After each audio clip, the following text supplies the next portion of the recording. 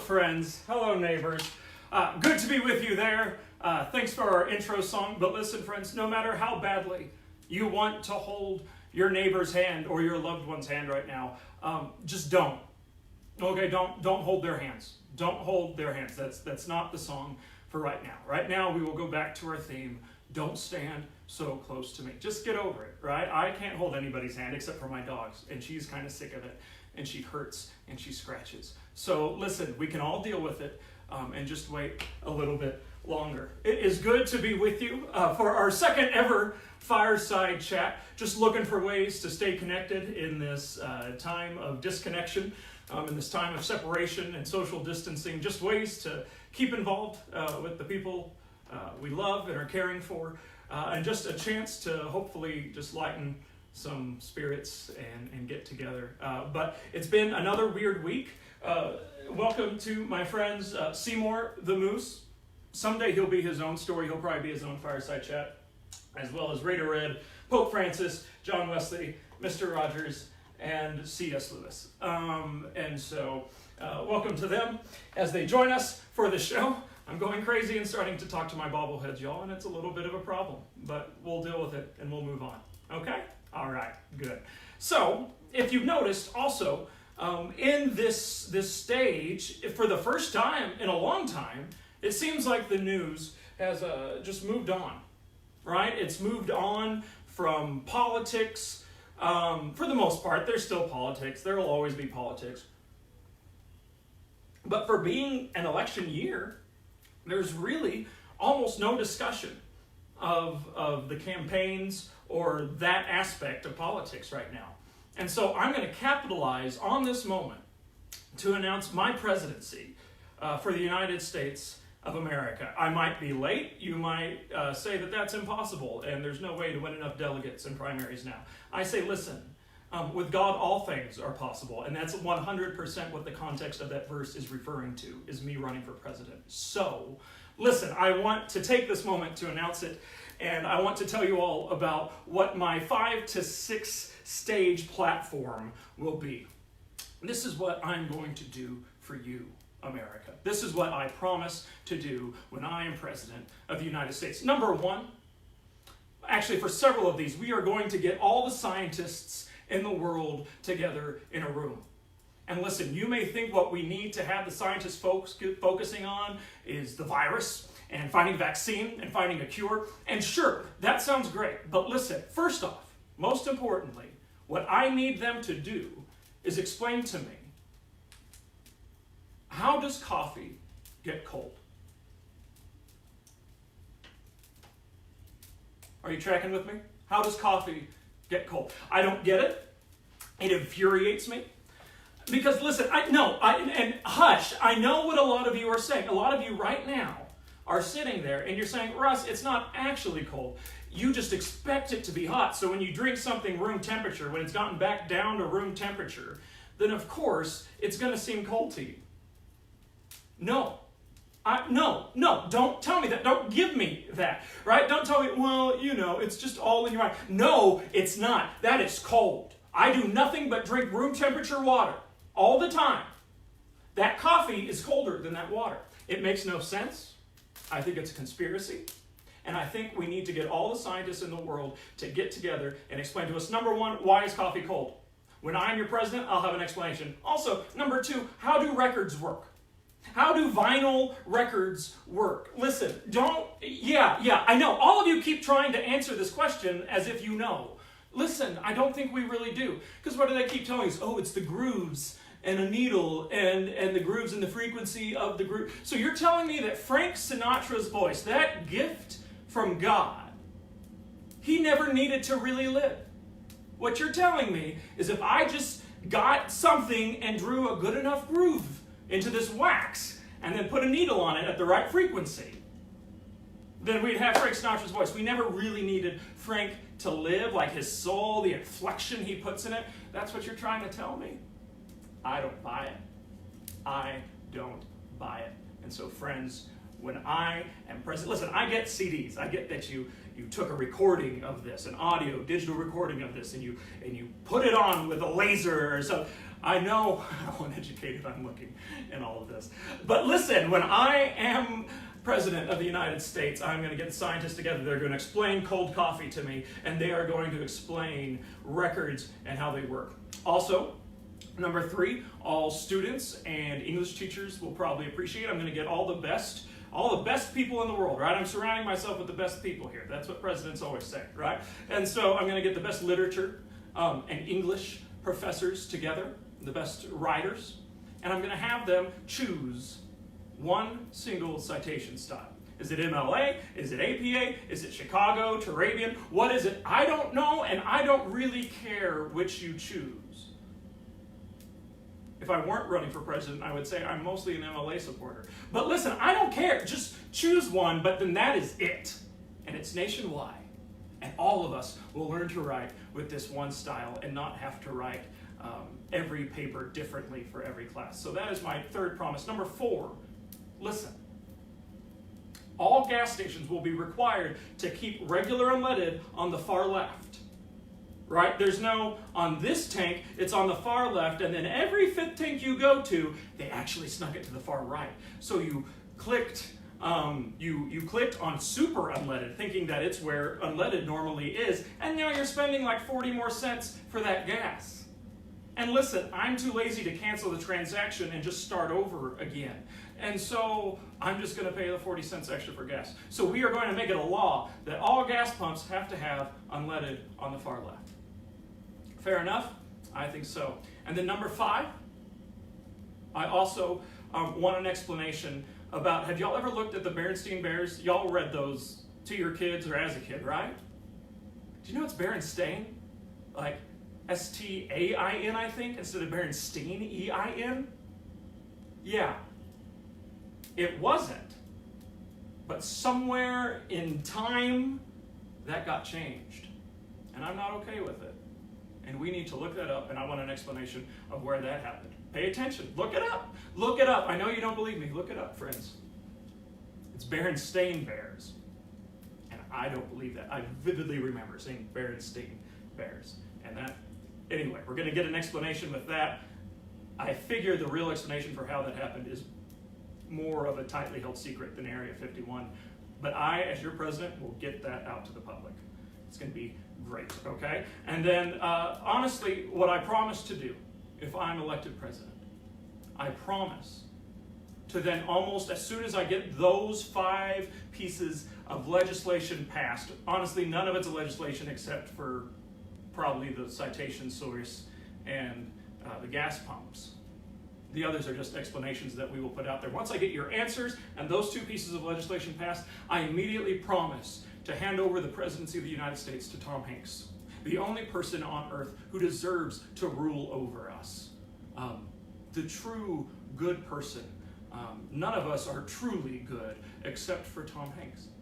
And so, listen, I'm going to hand that, and praise God, he has recovered and is doing well at home, and that is who will be the recipient. I'm just going to pass it off, right? I'm just going to hand it over to him. That may require some constitutional messing with, but I think everyone will agree to it. And Tom Hanks will be our ruler, and hopefully we can get rid of term limits just for Tom Hanks. All other, as soon as he dies, that they have to come back in. So those are my campaign promises to you, America. I hope that you will vote for me. I hope that you have the same kind of dream I have for how to get these answers and these solutions to the things that are truly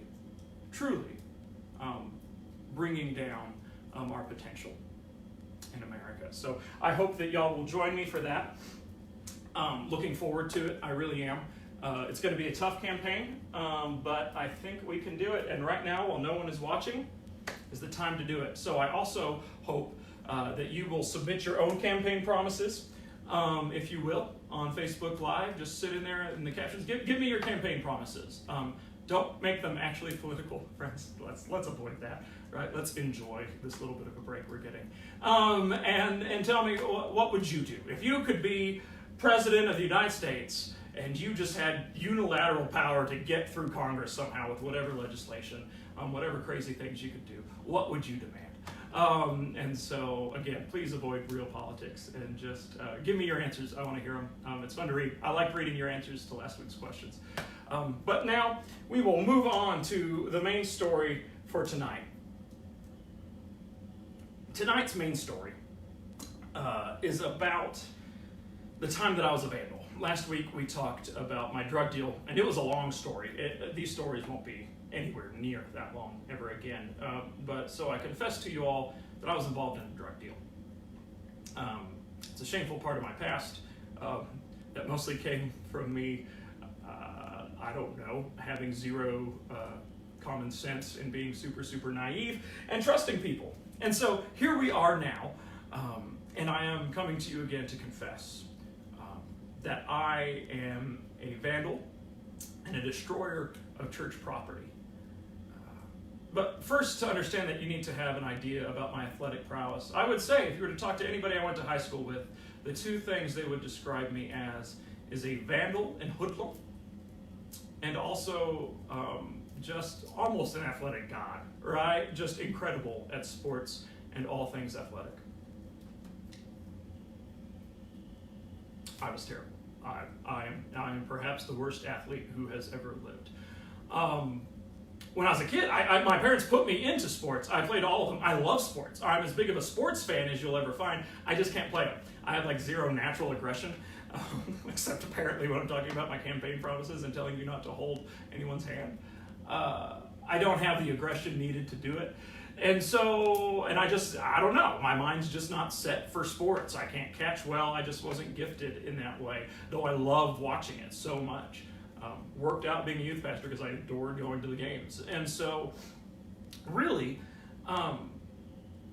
just to even give you a hint. So I was in soccer, right? My parents put me into all of the sports, and all of the sports I played. And I played soccer. That was my favorite as a little kid, right? But here's the thing. I was very, very, very, very, very, very chubby as a kid. Made me happy, made me who I am. But listen, I took up most of I'm convinced that's why they put me as goalie in soccer, is number one, I didn't have to run because I was going to be so slow. Then number two, I took up half of those child's goals, right, just by standing there. But I wasn't great at the position. And so my coach, Chris Fuentes, he came up to me. I love Chris. I worshipped him. He's still in Artesia. I thought he hung the moon. And he came up to me. He was so sweet to me. Probably incredibly frustrated, but I couldn't tell. And he came up to me, and he said, Russ, he said, listen, let me try this. What do you hate more than anything in the entire world? And, well, to 6-7-year-old Russ, the answer was very simple. Salad. I, to this day, hate salad more than just about anything on earth. Oh, war, famine, disease, yeah, but salad's pretty awful, right? And so I hate salad. I really do. And so what Chris told me was, he said, Russ, then I want you to imagine that this ball is a salad, and this goal is your mouth. And you need to do anything in your power to keep that salad from getting into your mouth. And let me tell you what, friends, from that day forward, I was the best. I was a fine goalie. I was much better at my job than I was beforehand. Whatever that standard was, I was better because of it. There was also an entire year that I played basketball. I don't know why. All you do is run. In both of these sports, you just run and run and run, and I hate running. I hate it so much. It's awful. And so what I would do is I would go along and just plan on scoring 0 points. But one year, friends, there was a year that I somehow got fouled, and he said, listen, you're going to go shoot free throws. I'm like, nah, it's fine. It's fine. Like, I don't need to do that. Like, no, you're going to go shoot free throws because you got fouled. I'm like, listen, I don't have that strong of a sense of justice. It's fine. He said, no, you're going to go. And so, okay, I went. And I shot the free throws, and I missed the first one, as per usual, right? I didn't expect anything different. But on the second one, oh, blessed day, I made a point. I scored a free throw. And listen, in the end, it was the only point I scored for an entire season. But it was perhaps the height of my athletic achievement at that point, because guess how many points we won that game by, in which I made one free throw. That's right, friends. We won by 1 point. And they picked me up on their shoulders. They carried me out of the gym and they poured Gatorade. None of that happened. But I did score 1 point and we won by 1 point. And I hold to it to this day, even though I was like 13 no, I wasn't 13. What am I talking about? I was like probably 10, right? It was like 5th grade. But that to chubby little Russ with no athletic skill, that was a big thing. So all this to say, I'm a terrible athlete. Terrible athlete. So, here's the thing though. I sat and I waited, just assuming that I would never have an athletic moment in my life. I caught a ball once and I wrote down the date in my journal and hung it in my room saying, on this date, Russ Panzer caught a ball. Okay, that's not true either. But still, I just never did anything good athletically. And so I was in youth ministry, and my youth pastor, Scott Gray, who was a great youth pastor, he's in Floydada right now. I'm sure he'll watch this later when he sees what it's about. But he was great. He always had us doing games. I would always gripe about it, but alas, I would go. And I would do this and play along with the game. And so we were playing, my friend Seth Menifee had recently had an injury to his leg, and so he was on crutches, and so we thought, well, what's a game Scott thought of that we could play, still active and outside and expend some energy, but that we could all do it basically with Seth on crutches. And so we played human foosball, right? And so it's like a foosball table where you have the people on a stick, and you play soccer on the little table there. And so we lined up in perfectly straight lines, and we had to basically, I think, we either held noodles or we held each other's hands, all very against social distancing things that you should be doing. And so we stood up, right? And you stood like this, and you had to kick the ball. You just couldn't move. In other words, you could move this way or that way, but basically you just had to kind of straight leg kick it. There was no going forward or backward. And so the soccer ball, so we're playing, and it's going back and forth and back and forth. And listen, guys, I'm terrible. At most of these games, they just don't get the ball to me, and for good reasons. But on this one glorious moment, the ball came right in front of me. And in that moment, time stood still. Everything paused, all became blurry, right? Dramatic music started playing. Denzel Washington, right, as Coach Yost started, yelling at me from Remember the Titans, encouraging me and building me up. And so what I did is I drew my foot back and I kicked that ball. See, do you see my athletic skill? I almost fell. I kicked the ball and it flew. And it flew. And it flew. And it hit this church stained glass window. There is so much stained glass at my church. And outside of the Sunday school where we were playing this, the Sunday school building, on the outside, there's all these stained glass windows. They're the old-fashioned, if you ever went to an old Presbyterian or Methodist church, you've probably seen these, right? They're just squares and all around is green and kind of colored glass. But then there's a circle, right? There's a circle with some kind of design in it. At this point, these windows were probably 100 years old. And then I, who has never broken a window because I've never hit or kicked anything near far enough to do any kind of damage. My parents never needed to worry about me, right? They were never going to have to pay for a window because I did anything athletic. I kicked the ball. The ball flies and flies and flies and hits exactly the circle of that stained glass window and pops it out clean. At that moment, I fell on my face and cried. I didn't cry, but I wanted to, because I was convinced that I was dead. I was convinced that Cindy Panzer herself, lover of that church, would come and murder me. I genuinely feared for my life if I went back home. For the rest of youth, I could not focus. Everybody else was laughing and thinking that was the greatest moment of my life, but I sat there convinced I was getting killed or being shipped off to somewhere where I would never see anyone I knew ever again.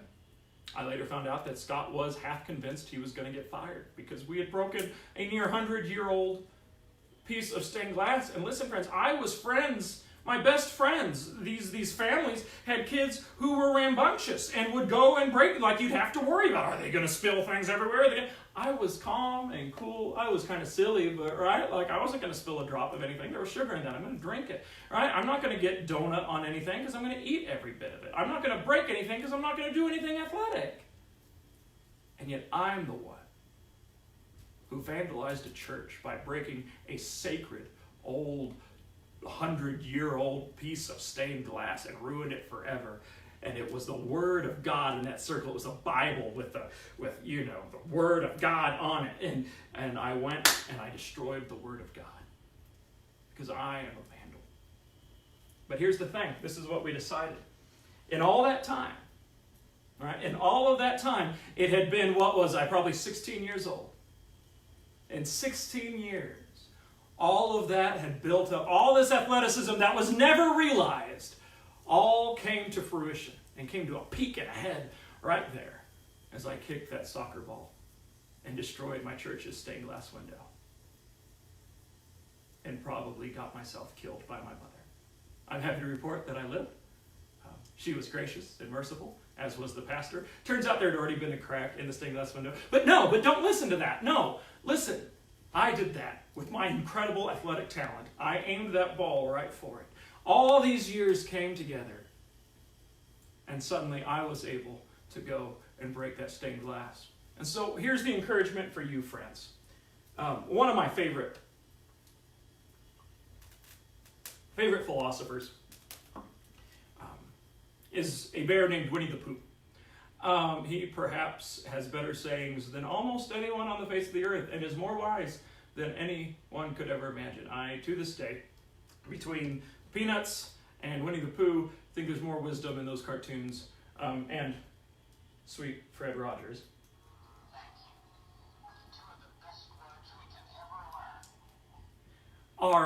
Those are my heroes, the things that they say. And in one of the books of Winnie the Pooh, Christopher Robin, right, the boy, says to Winnie, I believe it's to Winnie, he says, I always want you to remember that you are braver than you believe, you're stronger than you seem, and you are smarter than you think. Always remember, you are braver than you believe, you're stronger than you seem, and you're smarter than you think. In that moment, I was a little stronger than I seemed, right? I was a little more athletic than I had ever seen before. There is strength in you to get through these coming days, friends, to make it through. I'm not going to lie. Sometimes I look at another full month of being alone here, and I'm not sure what I'm going to look like on the other end of it, right? I'm already talking to my bobbleheads here, and I'm a little concerned. I cannot burn John Wesley. He is my hero. But take courage in that, friends. That just like in that moment, listen, there's more in you. There is the ability to kick that soccer ball and do some real damage, right? There is the ability inside of you. You are stronger than you seem. And you are smarter than you think, and you are braver than you could ever believe. And so, friends, hear that today if you need it. C.S. Lewis says, and quotes one of his characters in Lion, Witch, and the Wardrobe. He says, take courage, dear heart. Courage, dear heart. Take courage, friends, for the days that are coming. We're going to be fine. And we are going to make it to the other end because there is a power that is in you, right? The spirit that rose Jesus from the grave is in you. You have the strength and the support that you need in him to make it through. So I hope that you will take courage. Believe that there's more in you than you think. And you have that ability. You are braver than you believe. You're stronger than you seem. You're smarter than you think. Never forget that. So that is today's story about how I'm a vandal and my athletic prowess. I hope that you will join us next week. We will not be doing a fireside chat because it will be Maundy Thursday, so I will be doing a Tenebrae service for that, but then we'll kick back in the next week. And so hope to be doing that with you. And just a thought for the week, just to kind of carry us through this week, a thought. On Facebook right now, there's a quote going around. It's from C.S. Lewis in 1942. Looking into it, it turns out it's not actually a quote of C.S. Lewis. It's not how he wrote it.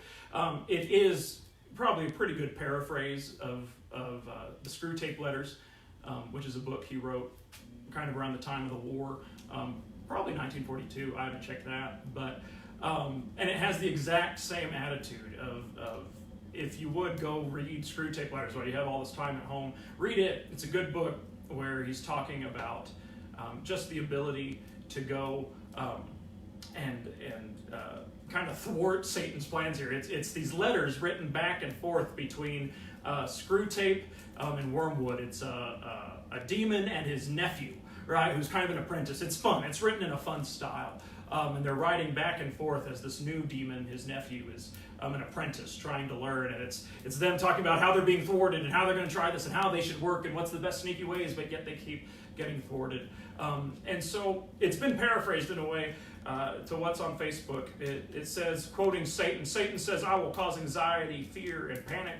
I will shut down businesses, schools, places of worship, and sport events. I will cause economic turmoil." But Jesus says, "I will bring together neighbors, restore the family unit, bring back dinner to the kitchen table. I'll help people slow down their lives and appreciate what really matters. I will teach my children to rely on me and not on the world. I will teach my children to trust me and not their money and material resources." And I think there's a lot of wisdom in that, right? That's the biblical principle we see all through Scripture, is that there is evil all around us, right? There's powers and principalities that we are having to fight every step of the way. But here's the thing, in all of that, not saying God causes that, because he doesn't, right? God is not the father of evil. But in all those things, in them, he comes about and brings good out of the evil circumstances. And we are about to enter into Holy Week, right? The most holy week in all of the Christian calendar leading up to Easter. And so as we enter this week, it's dark. It's a dark week full of all of the evil in the world was circling at this moment. Satan thought he'd won. But even in the evil of crucifixion, of death, of torture, of betrayal, of sin, God brings about good, our salvation, right? And our being made right with him and the defeat of death and sin. So listen, friends, where there is potential for evil all around us and we see that, and we see the darkness and we can be overwhelmed by it, don't be. Take heart, for he has overcome the world and he is working for good. So I'm going to encourage you to, where you see things that are getting you down in this week, where you see just the negative and the ugly, look for where God is working to bring about good even in that. What are the good things that can come out of any situation? Not that God caused that to happen for this, no, but that even in this, God can bring about good. Like Fred Rogers said, his mom told him, always look for the helpers in these tragedies. So that's my thought for the week. My challenge to you, go through this week, and where you see darkness and where you're overwhelmed, look for where the good can come, and perhaps be an agent of that good yourself. All right, friends, love you all. Glad you joined us. It's been a great time. And so we will talk to you all not next week, but the week after. Have a good one.